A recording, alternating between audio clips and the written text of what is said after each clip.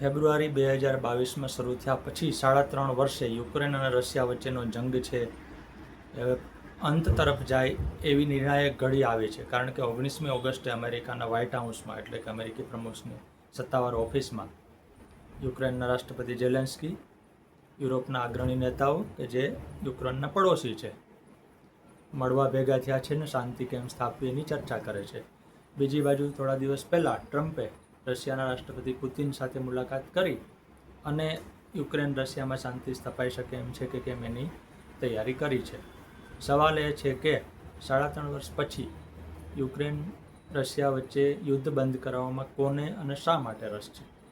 ખાસ તો ડોનાલ્ડ ટ્રમ્પને આટલો બધો રસ કેમ છે? એક કારણ એ છે કે 2016થી 20 વચ્ચે ડોનાલ્ડ ટ્રમ્પ જ્યારે અમેરિકી પ્રમુખ હતા ત્યારે એણે એક પણ દેશ ઉપર હુમલો નથી કર્યો. અગાઉના પ્રમુખોએ હુમલા કર્યા હોય એ ચાલુ હોય એ અલગ વાત છે, પણ પોતે ક્યાંય સૈન્ય નથી મોકલ્યું.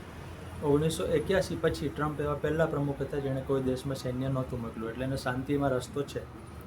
બીજું, યુક્રેન અને રશિયા 3.5 વર્ષથી લડે છે પણ અનિર્ણાયક તબક્કામાં છે. રશિયાએ બેશક યુક્રેનનો 20% ભાગ કબજે કરી લીધો છે. એમાં ડોબાનાસ નામનો જે પ્રાંત છે જે ખનિજોથી ભરપૂર છે, જેની રશિયાને સૌથી વધુ જરૂર છે, એ પ્રાંત ઉપર અત્યારે રશિયાનો કબજો છે. એટલે હવે રશિયા શાંતિ તરફ આવી શકે એવી સ્થિતિમાં છે. એની શરત એ છે કે આ પ્રાંત અમારી પાસે રહેશે.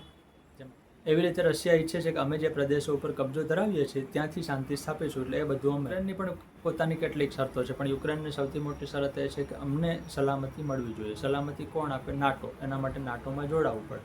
તો યુક્રેન નાટોમાં જોડાવાની વાત કરે એ વાત જ રશિયાને સૌથી વધારે નાપસંદ છે, એટલે રશિયાએ તરત હુમલો કરી દીધો.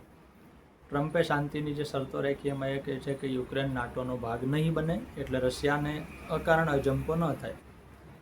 યુક્રેન સલામત રહેશે એની ખાતરી યુરોપના દેશોએ આપવાની છે, ટ્રમ્પે નહીં. ટ્રમ્પ એને ટેકો આપશે. એટલે ટ્રમ્પે અંગત રીતે કંઈ દાવ ઉપર મૂકવાનું નથી.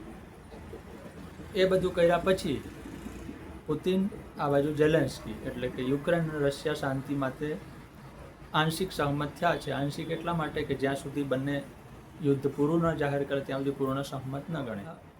અને શાંતિ માટે સહમત થવાનું મોટું કારણ એ છે કે 3.5 વર્ષ સુધી લડ્યા પછી બંનેમાંથી કોઈ દેશને કંઈ મળ્યું નથી, એટલે કે ફીફા ખાંડે છે. રશિયાના 2 લાખથી વધારે સૈનિકો અને નાગરિકો મૃત્યુ પામ્યા છે, જે રશિયા માટે બીજા વિશ્વયુદ્ધ પછી સૌથી મોટું નુકસાન છે. યુક્રેનનો પ્રદેશ જઈ રહ્યો છે, ભૂખમરો છે અને વિજય તો થતો નથી. એટલે યુક્રેન મક્કમ લડત આપે છે પણ એનું પરિણામ નથી આવતું. એટલે હાલના તબક્કે બંને દેશો માટે શાંતિ સ્થાપવા સિવાય કોઈ રસ્તો નથી, અને એ રસ્તો વ્હાઇટ હાઉસે તૈયાર કરી દીધો છે.